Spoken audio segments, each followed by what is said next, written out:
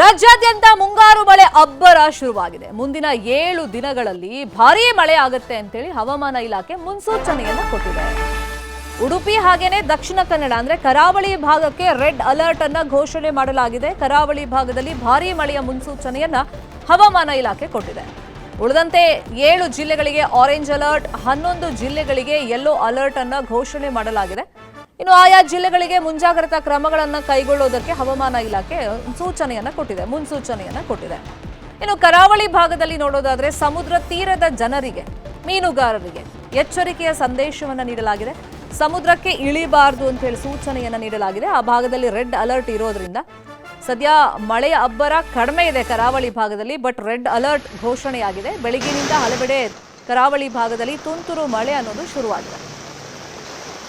7 ದಿನ ವಿವಿಧ ಜಿಲ್ಲೆಗಳಿಗೆ red alert, orange alert, yellow alert ಅನ್ನು ಹವಾಮಾನ ಇಲಾಖೆ ಘೋಷಣೆ ಮಾಡಿದೆ. ಎಸ್ಪೆಷಲಿ ಕರಾವಳಿ ಭಾಗದಲ್ಲಿ ಮಳೆ ಅಬ್ಬರ ತುಸು ಜಾಸ್ತಿ ಇರುತ್ತೆ ಅಂತೇಳಿ ಹವಾಮಾನ ಇಲಾಖೆ ಅಲರ್ಟ್ ಅನ್ನು ಮಾಡಿದೆ. ಹಾಗಾಗಿ ಸಮುದ್ರ ತೀರದ ನಿವಾಸಿಗಳಿಗೆ ಮತ್ತೆ ಮೀನುಗಾರರಿಗೆ ಈ ಬಗ್ಗೆ ಎಚ್ಚರಿಕೆಯನ್ನ ನೀಡಲಾಗಿದೆ. ಮತ್ತೆ ಸಮುದ್ರಕ್ಕೆ ಯಾರು ಈ ಸಂದರ್ಭದಲ್ಲಿ ಹೋಗಬಾರದು ಅಂತಾನು ಮುನ್ಸೂಚನೆಯನ್ನು ನೀಡಲಾಗಿದೆ. ಆಯಾ ಜಿಲ್ಲೆಯ ಆಡಳಿತಕ್ಕೆ ಹವಾಮಾನ ಇಲಾಖೆ ಏನು ಕ್ರಮಗಳನ್ನು ಕೈಗೊಳ್ಳಬೇಕು, ಎಷ್ಟು ದಿನ ಮಳೆ ಬರುತ್ತೆ, ಯಾವ ಪ್ರಮಾಣದಲ್ಲಿ ಮಳೆ ಬರುತ್ತೆ ಅಂತೇಳಿ ಮೊದಲೇ ಮುನ್ಸೂಚನೆಯನ್ನು ಕೊಟ್ಟಿರುತ್ತೆ.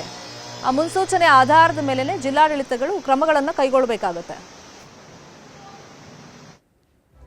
ಸೊ ಇದೇ ವಿಷಯವಾಗಿ ಇನ್ನಷ್ಟು ಡೀಟೇಲ್ ಆಗಿ ಇನ್ಫಾರ್ಮೇಶನ್ ಅನ್ನು ಕೊಡ್ತಾ ಹೋಗೋದಕ್ಕೆ ನೇರ ಸಂಪರ್ಕದಲ್ಲಿ ಕನೆಕ್ಟ್ ಆಗಿದ್ದಾರೆ ನಮ್ಮ ರಿಪೋರ್ಟರ್ ಕಿಶನ್ ಶೆಟ್ಟಿ. ಕಿಶನ್, ಮಂಗಳೂರು ಭಾಗದಲ್ಲಿ ರೆಡ್ ಅಲರ್ಟ್ ಅನ್ನ ಘೋಷಣೆ ಮಾಡಿದೆ ಹವಾಮಾನ ಇಲಾಖೆ, ಬಟ್ ಬೆಳಗ್ಗೆಯಿಂದ ತುಂತುರು ಮಳೆ ಕೆಲವು ಭಾಗದಲ್ಲಿ ಆಗ್ತಿದೆ ಅಂತ ಮಾಹಿತಿ ಇದೆ. ಹಾಗಾಗಿ ಜಿಲ್ಲಾಡಳಿತ ಯಾವ ತರ ಪ್ರಿಪರೇಷನ್ ಮಾಡ್ಕೊಂಡಿದೆ? ಶರ್ಮಿತಾ, ಕರಾವಳಿ ಭಾಗದಲ್ಲಿ ಇವತ್ತು ಮತ್ತು ನಾಳೆ ಭಾರಿ ಮಳೆಯಾಗುವಂಥ ಸೂಚನೆಯನ್ನು ರಾಜ್ಯ ಹವಾಮಾನ ಇಲಾಖೆ ಕೊಟ್ಟಿದೆ. ಹಾಗಾಗಿ ಇವತ್ತು ಮತ್ತು ನಾಳೆ ರೆಡ್ ಅಲರ್ಟ್ ಅನ್ನು ಘೋಷಣೆ ಮಾಡಲಾಗಿದೆ. ಈ ನಿಟ್ಟಿನಲ್ಲಿ ಜಿಲ್ಲಾಡಳಿತ ಸಕಲ ಸನ್ನದ್ಧವಾಗಿದೆ. ಆದರೆ ಇವತ್ತು ಬೆಳಗಿನಿಂದ ಕೆಲವು ಕಡೆ ಮೋಡ ಕವಿದ ವಾತಾವರಣ ಇದೆ. ಮಂಗಳೂರು ನಗರದಲ್ಲಿ ಬಿಸಿಲಿನ ವಾತಾವರಣವಿದೆ. ಆದರೆ ಕೆಲ ಗಂಟೆಗಳಲ್ಲಿ ಮತ್ತೆ ಮಳೆ ಆರಂಭಗೊಳ್ಳುವಂಥ ಸೂಚನೆಗಳು ಕೂಡ ಇದೆ. ಮತ್ತು ಸಮುದ್ರದಲ್ಲಿ ಗಾಳಿಯ ವೇಗ, ಕಡಲ ಅಲೆಗಳ ಅಬ್ಬರ ಕೂಡ ಜಾಸ್ತಿ ಆಗುವಂಥ ಸೂಚನೆ ಕೂಡ ಇದೆ.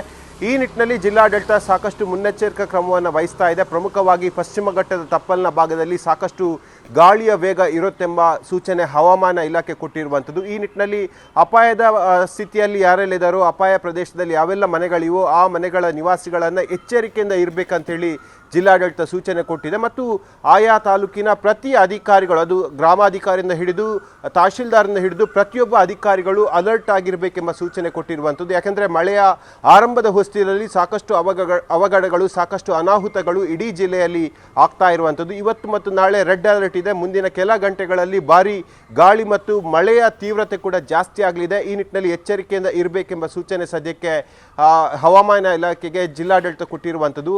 ಪ್ರಮುಖವಾಗಿ NDRF ತಂಡ ಈಗಾಗಲೇ ಬೆಂಗಳೂರಿಂದ ಮಂಗಳೂರಿಗೆ ಬಂದಿದೆ. ಸುಮಾರು 35 ಸಿಬ್ಬಂದಿಗಳನ್ನು ಒಳಗೊಂಡಂಥ ತಂಡ ಈಗ ಪುತ್ತೂರಲ್ಲಿ ಬೀಡುಬಿಟ್ಟಿದೆ ಮತ್ತು ಸುಬ್ರಹ್ಮಣ್ಯದಲ್ಲಿ ಕೂಡ ಬೀಡುಬಿಟ್ಟಿದೆ. ಹಾಗಾಗಿ ಆ ಗ್ರಾಮೀಣ ಭಾಗದಲ್ಲಿ ಏನೆಲ್ಲ ಮಳೆಯಿಂದಾಗಿ ಅನಾಹುತಗಳಾದರೆ ಅಥವಾ ಸಮಸ್ಯೆಗಳಾದರೆ ಅಲ್ಲಿ ಹೋಗಿ ಕ್ಲಿಯರ್ ಮಾಡೋಕ್ಕೆ ಬೇಕಾದಂಥ ಎಲ್ಲ ವ್ಯವಸ್ಥೆಗಳನ್ನು ಕೂಡ ಮಾಡಲಾಗಿದೆ. ಪ್ರಮುಖವಾಗಿ ನಮ್ಮ ಮಂಗಳೂರು ಭಾಗದಲ್ಲಿ ನೋಡಬೇಕಾದ್ರೆ ಕಡಲ ತಡಿ ಇರುವಂಥದ್ದು, ಕರಾವಳಿಯ ಹಲವು ಭಾಗಗಳು ಅಂದರೆ ಕಡಲ ತಡಿಯ ಹಲವು ಭಾಗಗಳು ಈ ಹಿಂದೆಯೇ ಕಡಲ್ಕೊರೆತ ಸಮಸ್ಯೆಗೆ ಈಡಾಗಿತ್ತು. ದೊಡ್ಡ ಪ್ರಮಾಣದಲ್ಲಿ ಅಲೆಗಳು ಬಂದು ಅಲ್ಲಿ ಪಕ್ಕದ ನಿವಾಸಿಗಳನ್ನು, ಪಕ್ಕದ ಮನೆಗಳಿಗೆ ಹಾನಿ ಉಂಟು ಮಾಡಿತ್ತು. ಹಾಗಾಗಿ ಗಾಳಿ ಮತ್ತು ಮಳೆಯ ವೇಗದ ತೀವ್ರತೆ ಜಾಸ್ತಿ ಆದ ಸಂದರ್ಭದಲ್ಲಿ ಮತ್ತೆ ಕಡಲ್ಕೊರೆತ ಉಂಟಾಗುವಂಥ ಸಾಧ್ಯತೆಗಳು ಕೂಡ ಇದೆ. ಈ ನಿಟ್ಟಿನಲ್ಲಿ ಪಕ್ಕದ ಎಲ್ಲ ಪಂಚಾಯತ್ನ ಅಧಿಕಾರಿಗಳು ಸರ್ವಸನ್ನದ್ಧರಾಗಿರಬೇಕೆಂಬ ಸೂಚನೆ ಕೊಟ್ಟಿರುವಂಥದ್ದು. ಜಿಲ್ಲೆಯಲ್ಲಿ ಸುಮಾರು 98 ಪ್ರದೇಶಗಳನ್ನು ಪ್ರವಾಹ ಪೀಡಿತ ಪ್ರದೇಶಗಳು ಅನ್ನೋದನ್ನು ಗುರುತು ಮಾಡಲಾಗಿದೆ. ಈ ನಿಟ್ಟಿನಲ್ಲಿ ಆ ಭಾಗದ ಅಧಿಕಾರಿಗಳು ಕಾರ್ಯಕ್ಷಮತೆಯನ್ನು ಮೆರಿಬೇಕು. ಯಾವುದೇ ಕ್ಷಣದಲ್ಲಿ ಯಾರದೇ ಕಾಲ್ ಬಂದರೂ ಕೂಡ ಅದನ್ನು ರಿಸೀವ್ ಮಾಡಿ ಜನರಿಗೆ ಯಾರು ತೊಂದರೆಯಲ್ಲಿದ್ದಾರೆ ಅವರಿಗೆ ನೆರವನ್ನು ಕೊಡಬೇಕೆಂಬ ಸೂಚನೆಯನ್ನು ಜಿಲ್ಲಾಧಿಕಾರಿಗಳು ಕೊಟ್ಟಿದ್ದಾರೆ. ಇವತ್ತು ಮತ್ತೆ ಜಿಲ್ಲೆಯಲ್ಲಿ ಯುಟಿ ಖಾದರ್ ಅವರು ಸಭೆಯನ್ನು ಮಾಡ್ತಾರೆ. ಅವರು ಆರೋಗ್ಯ ಸಚಿವರಾದರೂ ಕೂಡ ಜಿಲ್ಲೆಯ ಸಚಿವರಾಗಿರೋ ಕಾರಣಕ್ಕಾಗಿ ಅವರಿಗೂ ಅಧಿಕಾರಿಗಳಿಗೂ ಹಲವು ಮಹತ್ವದ ಸೂಚನೆಗಳನ್ನು ಮಳೆಗಾಲದ ಈ ಸಂದರ್ಭದಲ್ಲಿ ಕೊಡುವಂಥ ಸಾಧ್ಯತೆಗಳು ಇರುವಂಥದ್ದು.